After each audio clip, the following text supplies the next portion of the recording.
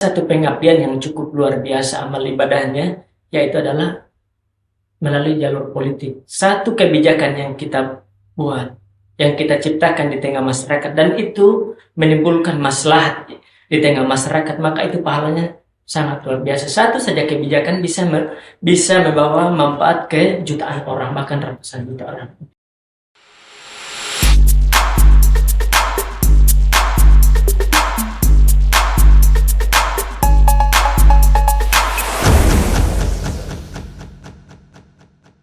Assalamualaikum warahmatullahi wabarakatuh dan selamat sore Sobat Podcast. Bisa jadi senang sekali rasanya saya Acing kembali hadir di hadapan Anda masih dalam Bisa Jadi Podcast. Bisa dong. Tepuk tangan dulu buat kita semua.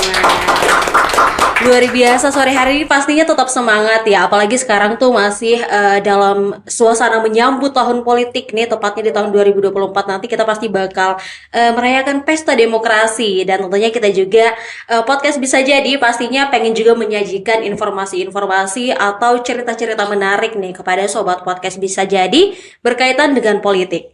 Nah, hari ini saya sudah kedatangan tamu, seorang politikus juga. Sudah ada Kak Hermawan di sini selaku Sekretaris Umum DPW Partai Gelora Indonesia Dapil Korsel Bompana DPR Provinsi Sulawesi Tenggara. Assalamualaikum Kakak. Waalaikumsalam. Gimana nih kabarnya Kak hari ini? Alhamdulillah baik. Baik, sehat ya Kak ya? Alhamdulillah. Alhamdulillah. Nah, Kak, ada kata pepatah nih, tak kenal maka kata sayang dong ya. Kalau saya mungkin sudah beberapa kali ya bertemu dengan Kak Hermawan di luar podcast ini, tapi mungkin Sobat Podcast Bisa Jadi pengen tahu juga nih, kalau Kak Hermawan sendiri kalau boleh tahu punya kesibukan apa sih Kak belakangan ini? Oke, baik. Memang saya di sela-sela menjadi politisi, saya juga aktif di kewartawanan. Oke. Tapi saya lebih banyak aktif di aktivitas politik. Kalau boleh dibilang seperdua umur saya itu saya habiskan di dunia politik. Karena saya sekarang umur 33. Saya masuk di dunia politik itu mulai tahun 2006. Artinya hampir setengah umur saya ini saya habiskan di dunia politik. Oh, berarti sebegitu tertariknya begitu ya Kak ya dengan dunia politik. Oke. Kalau misalkan tadi kan berarti seorang jurnalis juga ya Kak ya. Kalau jurnalis itu dari tahun berapa Kak? Saya masuk tahun 2013. 2013. Wah, berarti duluan politiknya nih. Duluan. Duluan politiknya daripada menjadi seorang jurnalis ya. Dua-duanya sebenarnya adalah pilar demokrasi.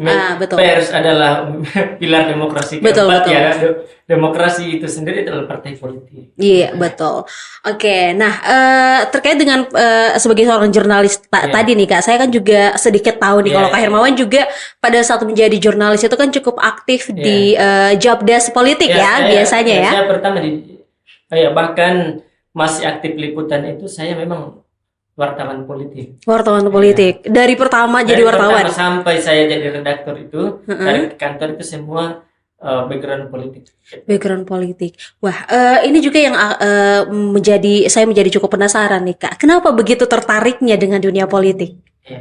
Kalau kata Ketua Umum kami Pak Anies Mata bahwa kalau ingin berbuat baik, ada satu pengabdian yang cukup luar biasa amal ibadahnya, yaitu adalah melalui jalur politik. Satu kebijakan yang kita buat, yang kita ciptakan di tengah masyarakat, dan itu menimbulkan maslahat di tengah masyarakat, maka itu pahalanya sangat luar biasa. Satu saja kebijakan bisa membawa manfaat ke jutaan orang, bahkan ratusan juta orang. Itu yang paling penting. Keterlibatan kita di politik itu tidak lebih hanya memberikan manfaat di tengah masyarakat itu saja. Berarti ketertarikannya karena memang kalau dilihat tuh ya outputnya begitu menjadi seorang politikus adalah melahirkan kebijakan salah satunya, dan ketika kebijakan itu bermanfaat untuk masyarakat tentunya bisa menjadi pahala begitu ya kayak. Artinya di negara kita tidak ada satu kebijakan yang tidak melalui politik. Semua melalui meja politik. Diputuskan di meja-meja politik. Oke, nah balik lagi soal background tadi dari 2003 nih Kak. 2006 ya, 2006. Oh, sorry, 2006. Politik 2013. Nah, iya. Sorry. Oke, dari 2006 sudah terjun ke dunia politik. Nah, kalau untuk maju nih Kak, menjadi calon legislatif atau apalah itu begitu di dunia politik, itu sudah mulai dari kapan Kak? Jadi saya masih mahasiswa, saya sudah caleg Oke. kabupaten. Saya pernah maju 2014 itu di PKS saat itu. Tapi caleg kabupaten saat itu masih mahasiswa, idealisnya luar biasa. Iya. Pekerjaan saya itu saya juga ini salah satu caleg yang paling rajin kumpul masyarakat dan di situ memberikan pendidikan politik. Saya ya karena masih mahasiswa idealis apa semua, tentu pada saat itu saya tampil di Dapil 2 di 10 kuota caleg. Saya salah satu caleg kalau di partai PKS itu hari saya yang terbanyak. Tapi teman-teman saya suaranya tidak mencukupi, jadi kami tidak dapat kursi. Andai dapat kursi saya sudah duduk jadi anggota DPR di Kabupaten Konawe Selatan tahun 2014 tuh Kak. Kemudian tahun 2019 nyoba lagi nggak? Saya nyoba tapi sudah tidak terlalu. Saya hanya memenuhi kuota untuk teman-teman. Saat itu saya berpikir kalau saya tidak tampil maka suara saya di Kecamatan Angata yang kurang lebih 400 itu sudah akan lari ke orang lain, bukan lagi di partai yang saya ikuti saat itu. Makanya saya amankan saja, sekedar mengamankan suara. Oke. Oh ya, berarti Kak Hermawan ini selama berada di dunia politik juga sudah beberapa kali pindah partai ya Kak? Saya kan pertama di PKS. Ya begitu. Nanti ya kami ke 2019 kami deklarasikan Partai Gelora. Ya, jadi saya mengikut ke Partai Gelora. Oke. Berarti sejak awal terbentuknya Partai Gelora sudah gabung ke situ Kak? Saya juga salah satu deklarator di Sulawesi Tenggara. Di Sulawesi Tenggara. Oke, nah Kak Hermawan ini adalah caleg untuk Dapil Korsel Bombana, Provinsi Sulawesi Tenggara, DPRD Provinsi Sulawesi Tenggara. Kenapa di dua daerah itu Kak? Yang pertama dari sisi karena saya dari Kabupaten Konawe Selatan. Pertama itu karena itu dari kampung saya. Saya ini anak kampung datang di Kendari tentu bersaing dengan apa semua, meniti karir semua. Saya tumbuh dari rasa keprihatinan di daerah yang banyak kekurangan, apalagi terusus konsel ya, soal infrastruktur dan masih banyak PR yang harus dikerjakan, dan itu saya terpanggil untuk kembali membangun daerah Kabupaten Konawe Selatan. Oke, berarti memang karena balik lagi pengen membangun kampung ya Kak ya? Itu intinya adalah pengabdian. Sesukses apapun kita kalau kemudian kita tidak mampu membawa di kampung ya, saya berupaya untuk apa yang bisa saya perjuangkan itu akan saya lakukan untuk daerah dan sekitar kita. Baik, luar biasa. Tapi emang sih Kak, kalau saya sendiri kebetulan saya ini orang Korsel nih Kak nih. Nah, mengakui sebenarnya di Konawe Selatan itu infrastrukturnya masih banyak yang perlu dibenahi sih. Apalagi di Kecamatan Angata yang Kakak sebut tadi. Saya itu berkali-kali. Justru ini harus kita kritik. Yang saat ini duduk di wakil-wakil rakyat. Seharusnya ini adalah PR utama yang harus diselesaikan, karena roda perputaran ekonomi itu bergantung juga soal infrastruktur, ketersediaan.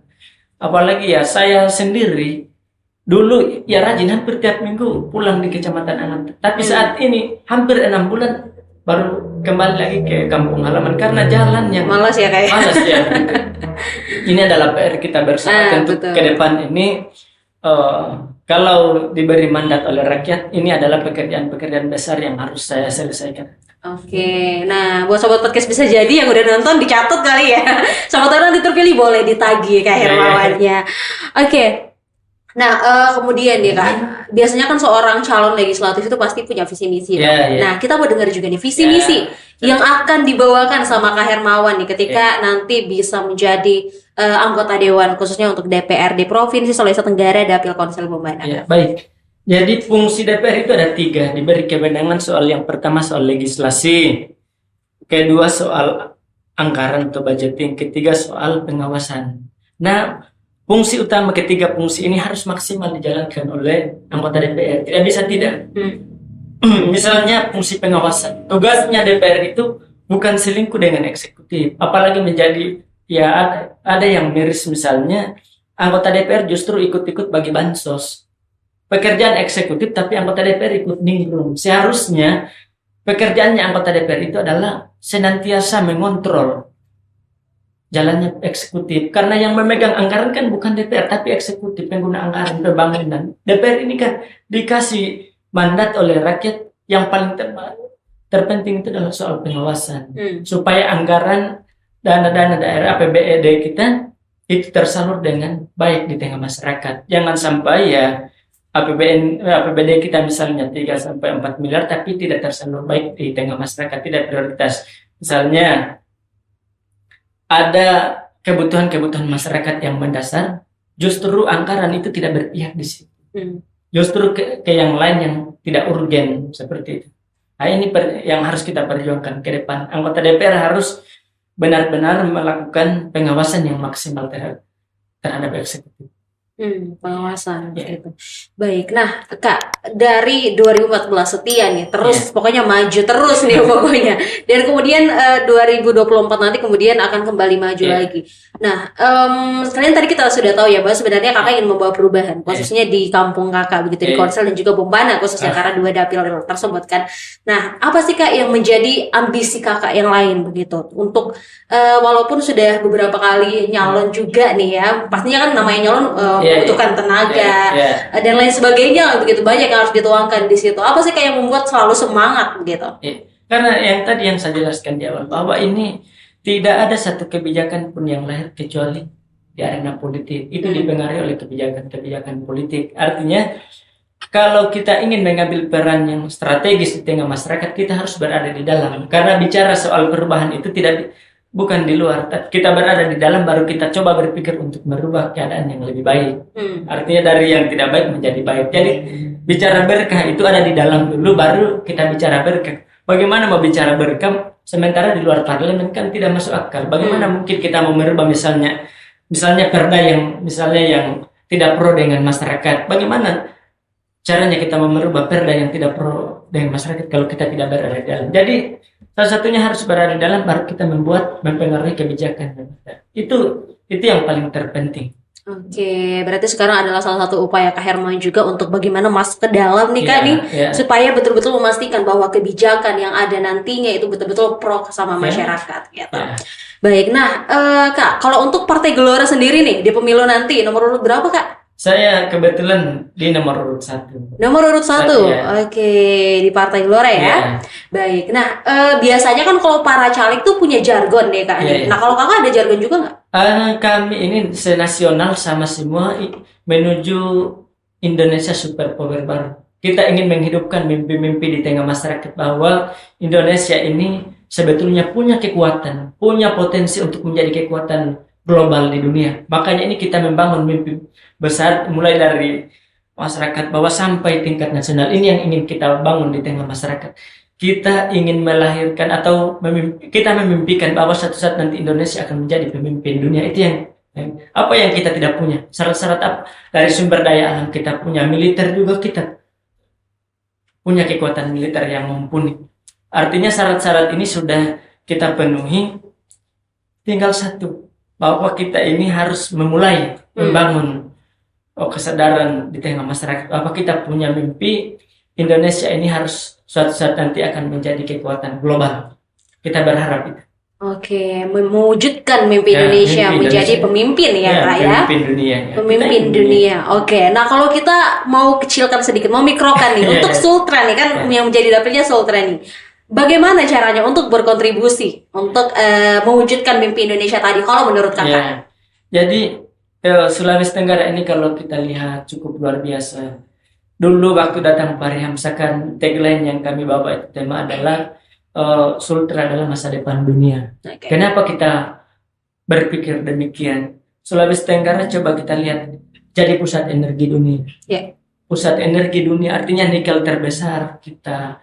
Prouta itu saya pernah berbincang dengan dulu almarhum Pak Gus Yutopan, wakil bupati, bahwa cadangan nikelnya itu 1,2 miliar metrik ton. Artinya kalau Prouta sudah terbuka itu kita Sulawesi Tenggara khususnya adalah cadangan nikel terbesar dunia. Ke depan begitu kita beralih ke baterai, semua, maka semua bahan bakunya ada di Sulawesi Tenggara. Kita akan menjadi pusat kota dunia, boleh jadi industri dunia itu akan datang di Sulawesi Tenggara. Nah, ini yang harus perlu kita mendorong semua stakeholder yang ada supaya kita menyiapkan struktur. Kan sayang sekali bahwa daerah kita yang begitu kaya raya semua baru yang menikmati itu bukan kita. Baik. Nah, kemudian nih Kak nih. Sekarang kalau boleh tahu, selain di politik juga nih Kak nih, kegiatan sehari-harinya selain di politik dan juga jadi jurnalis, seperti apa Kak? Saya ini kebetulan suka bertani begitu. Saya selain saya di mengisi sela-sela kesibukan ada saya menanam pohon durian. Bertani Kak? Saat nanti kita kalau sudah berhasil ya boleh jalan-jalan. Boleh jalan-jalan ya, tim podcast bisa jadi kita makan durian bareng-bareng. Di Kota Kendari saya di tempat Jenjangan saya sudah buka lahan sekitar 2,2 hektar. Itu saya sekarang ini sudah umur durian saya sudah 1,6 tahun sudah ya. Itu durian Musaking sekitar 120 pohon. Saya mencoba. Saya bermimpi satu saat nanti di tempat kami itu di Nangan-Nangan jadi pusat agrowisata. Biar ada, kalau masyarakat kan sering berwisata di pantai. Kita belum pernah berwisata di agrowisata. Kebun lah ya kalau kami mencoba merancang supaya suatu saat nanti ada kebun agrowisata di mana masyarakat kalau misalnya mau healing ya boleh naik ke atas begitu. Nah, Kak saya lupa ini sih tadi yang pertama harusnya sebenarnya saya tanyain. Kalau Kakak sendiri tuh aslinya dari Konsel kan pastinya ya. Kemudian dari kecil emang di Konsel atau gimana? Gimana ceritanya sampai bisa hijrah ke Kendari atau merantau ke Kendari? Jadi saya SD sampai SMA di Konsel. Ya dulu begitu kuliah 2008 ternyata di tengah perjalanan saya menikah muda. Saya menikah di usia yang masih sangat belia. Jadi saya dulu itu bercerita mau menikah di kampung, ternyata juga datang kuliah sudah tidak pulang-pulang. Jadi menikah di sini sudah berapa tahun di Kota Kendari 2008. Ya kurang lebih 15 tahun 16 tahun sudah di sini. Begitu karena sudah menikah di sini, anak sudah 3, anak sekolah di sini, jadi ya bertarung di. Luar biasa. Berarti memang dari SD sampai SMA tuh di Konsel, kemudian hijrah ke Kendari. Tahu-taunya nggak lama dapet jodoh ya Kak ya. Jadi saya menikah masih kuliah umur 21. Umur 21 tahun. Baik. Nah, terakhir nih Kak nih dari Kak Hermawan sendiri. Saya mungkin pengen dengar harapannya nih Kak, sama sarannya juga mungkin untuk masyarakat atau siapapun itu deh Kak. Baik. 2024 itu kalau kita ingin berubah keadaan yang lebih baik adalah salah satunya yang bisa kita lakukan adalah memilih wakil-wakil kita yang terbaik. Karena di tangan wakil-wakil kita yang terbaik tentu kebijakan yang lain itu pasti akan baik. Saya kadang-kadang berpikir mendalam bahwa di sistem yang buruk, ya kita tidak bilang bahwa demokrasi itu buruk, tapi sistem yang membuat misalnya money politik, uang apa semua.